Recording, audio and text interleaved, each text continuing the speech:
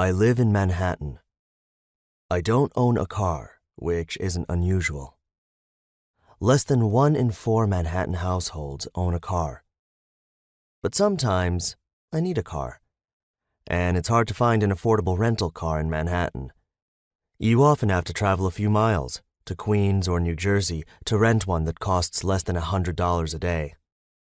Meanwhile, the streets around my apartment are filled with hundreds and hundreds of parked cars, beat-up old Corollas and snazzy new BMWs.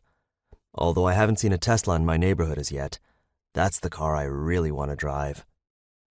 Back when my daughter was in 2nd grade, I'd sometimes be running late getting her to school. On many a cold winter morning, while frantically trying to hail a taxi, I'd think, wouldn't it be nice if I could just borrow one of these parked cars instantly, drive her to school, and return it to where I found it, perhaps with a $10 bill and a note on the dashboard that said, "Thank you"? There's a company that lets you do this now using a mobile phone. Borrow someone else's parked car for an hour at a time, instantly, for about $10 an hour. It's called Getaround. I came across Getaround quite by accident in 2011, and not while trying to boost a vehicle during an early morning school run. I'll get to this in a few minutes. I thought about Getaround and my vision of Manhattan-wide seamless peer-to-peer car borrowing when, in December 2012, I read Mary Meeker's supplement to her annual Internet Trends report. Meeker, a pioneering technology analyst during the dot-com era of the late 1990s, has been issuing this influential annual report since 1995.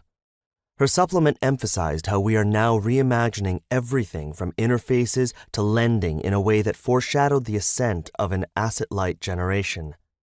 In settings that ranged from commercial real estate and corporate labor to personal banking, travel, entertainment, and transportation, Meeker illustrated a range of digitally enabled business models and consumer experiences that were catalyzing the descent of our industrial-era structures.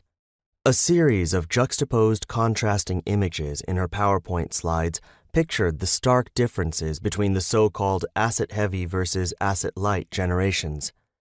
An elderly vinyl enthusiast amid boxes and boxes of records versus screenshots from the streaming music services Spotify, Pandora, and iTunes. A high-rise Ramada Inn versus a treehouse for rent on the peer-to-peer accommodation platform Airbnb. Full-time workers seated ear to ear in endless rows versus an internet-based freelancer marketplace.